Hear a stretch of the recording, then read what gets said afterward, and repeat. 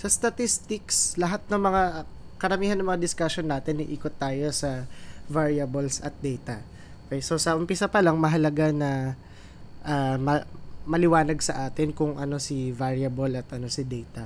Okay, so sisimulan natin doon yung discussions natin. Okay, sabi diyan, meron akong dalawang definition dito, isa si variable at si data.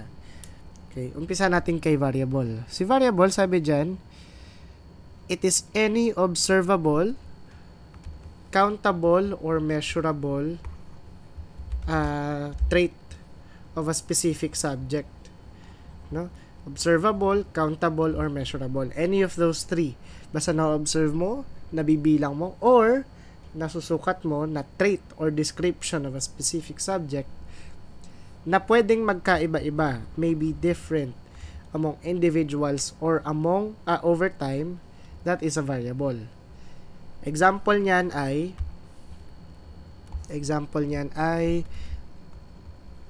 eye color. Okay, eye color is an observable trait, 'di ba, of a person. And kung bibilang ka halimbawa ng 10 or 20 na individuals, pwedeng magkaiba-iba ng eye color, no? Doon sa 20 na 'yon or sa 10 na 'yon. Another example is yung number of students in a class, attendance, no? Yung present. Yung present ngayon, pwedeng iba sa susunod na araw. At pwedeng iba rin siya dun sa nagdaang araw. Okay? So, countable siya, observable siya, and different siya over time naman. Okay? So, yan ang dalawa nating examples. Ngayon, si data naman, sabi dyan, these are pieces of information gathered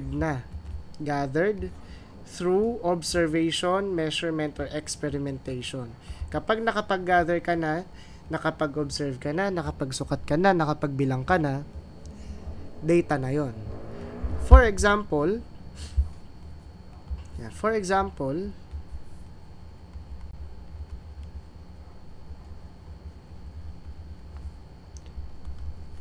yan. Ang variable natin ay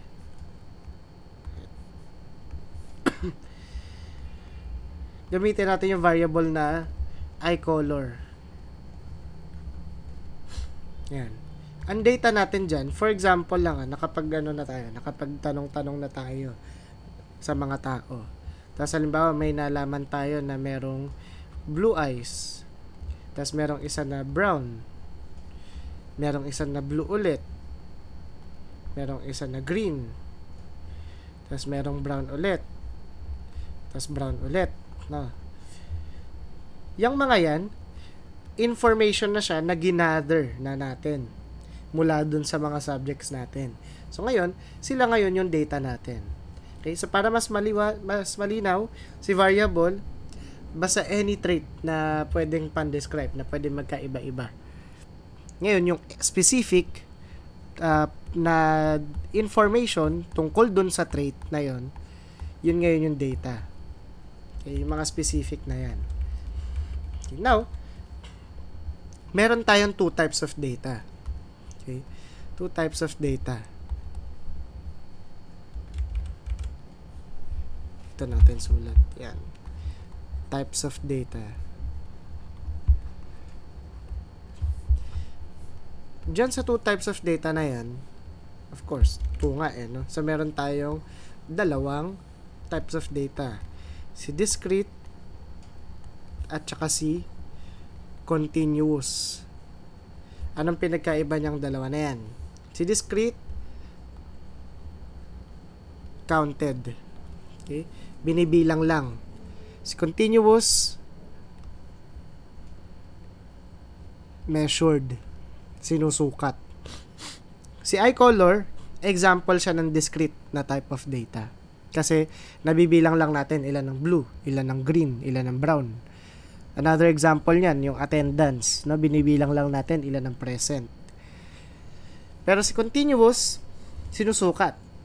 Examples niyan ay height, weight, temperature.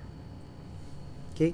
And each type of data, depende sa type ng data, meron tayong tinatawag na measurement levels, no? Yung measurement levels na yan yan yung nagdidikta sa atin. Okay, sulat nga natin. Yung measurement levels na yan, measurement levels.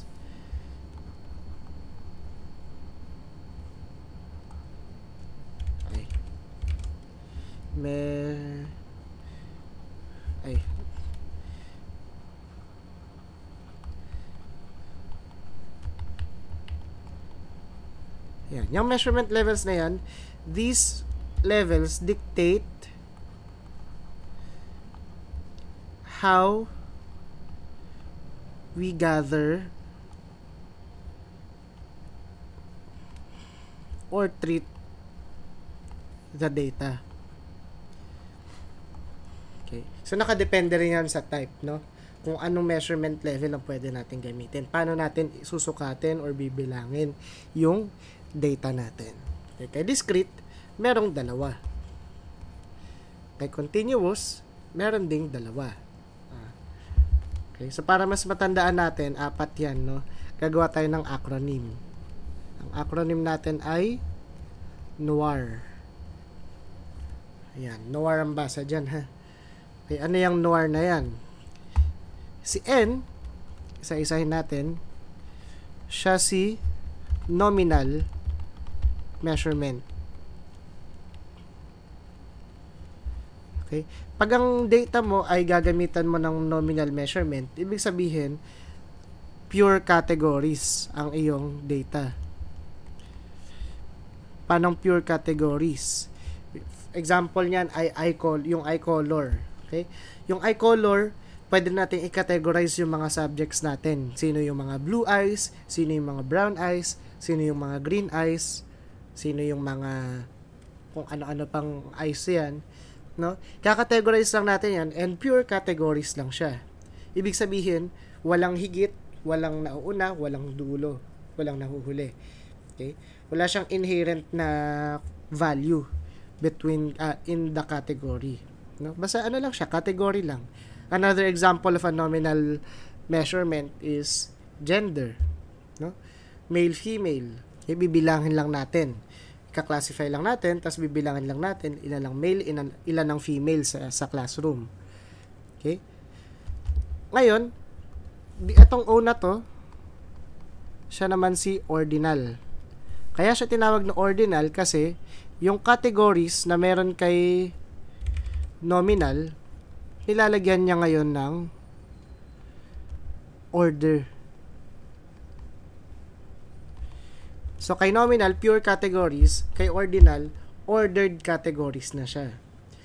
Okay? So, kapag wala pang ordering, nominal lang siya. Pero pag may pagkakasunod-sunod na siya, ordinal na siya. Example niyan ay yung mga sectioning. Example, meron tayong mga section A, section B, section C, section D. Okay? So, yung mga yan, may ordering sila kasi gumamit ng alphabet, pero walang definite or walang measurable na difference between each category. Another example of an ordered category is yung mga high honors, no? Alam nating lahat na unang-una si highest honors, pangalawa si high, pangatlo si with honors lang. Yan, no? So, alam natin yung pagkakasunod-sunod, nakakategorize natin sila, may pagkakasunod-sunod sila, pero hindi natin nasusukat yung differences. Okay? Kasi kapag nasusukat na natin yung differences nila, yan ay tatawid na tayo sa kabilang type of data. Okay, mga measurement sa kabila. Dito tayo ngayon mapupunta kay interval. Okay. Kay interval, yan yung mga ordered categories na rin siya or ordered measurements na merong precise and equal differences. For example niyan, ang magandang example ng interval ay temperature. Okay? Si temperature in Celsius, no? For example, of course, maliwanag sa atin yung ordering niyan. Alam nating mas mataas si 30 degrees kaysa kay 20 degrees. or sabihin natin 27 degrees. No? Alam natin na kung sinong mas mataas dyan. At ang sinasabi natin dyan na precise and equal differences, kasi para makarating ka kay 30, syempre, no, 27, tapos dadaan ka ng 28, dadaan ka ng 29, bago ka makarating kay 30. At sukat natin, ano yung difference ng 28 to 27, 28 to 29, 29 to 30. Nakukuha natin, precise at saka equal yung differences nila. Okay? So, yun si interval. Kaya lang, ang kahinain na interval, wala siyang true zero. Okay? Pag sinabing no true zero, o for example, yung Celsius, no, yung temperature in Celsius, alam naman natin lahat na yung temperature, sinusukat natin dyan, yung heat. But, hindi ibig sabihin na 0 degrees Celsius, hindi ibig sabihin na 0 degrees Celsius ay no heat. Hindi ganon, di ba? Yan yung ibig sabihin ng no true zero. Hindi ibig sabihin na 0 ay nothing. Okay, another example ng interval ay IQ. Kasi, yung IQ, hindi naman talaga ibig sabihin yan ay tawag dito, zero intelligence. Wala ka lang na-score dun sa test. Okay? Kung sakali man. At saka parang wala naman talagang zero IQ talaga. No? So, mga yan ay examples ng interval measurements. Now, yung final boss natin, si ratio. Ratio measurement level. Ano ngayon si ratio? Lahat yan, categories, precise and equal differences, meron siya.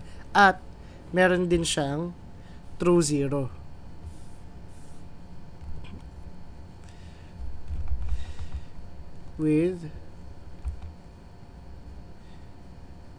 At dahil may true zero na siya, pwede mo na ring i-ratio yung mga measurements mo. For example ng ratio ay height, no? Height. Pag sinabi nating 0 centimeters, 0 degrees Celsius, pag 0 centimeters, alam natin na tuldok lang siya, no height. Pero pag halimbawa, ang isang tao ay or ang isang bagay ay 60 cm, tapos ang isang bagay ay 100 cm, 120 cm. Yan, no? So lahat yan, una, 0 cm demonstrates true zero. Tapos, kung halimbawa nga isang bagay ay 60 centimeters at ang isa pang bagay, bakit tao nilagay ko? At ang isa pang bagay ay 120 cm, nagagawan natin ng ratio yan. Pag sinabi natin nagagawan natin ng ratio, nalalaman natin na si 120 cm ay doble ng kay 60 cm. Si object B ay doble ng height ni object A or object 1. Okay, so nagagawan natin ng comparison. So yan ngayon yung apat natin na measurement levels. So again, yung measurement levels na yan, sila yung nagbibigay sa atin ng direction or nagdidikta sa atin paano natin iti-treat at i-gather yung data natin. Yung mga discrete na data, ang measurement level lang natin dyan ay nominal at saka ordinal. Pero yung mga data natin na continuous, interval at saka ratio level ang pwede nating pang-measure.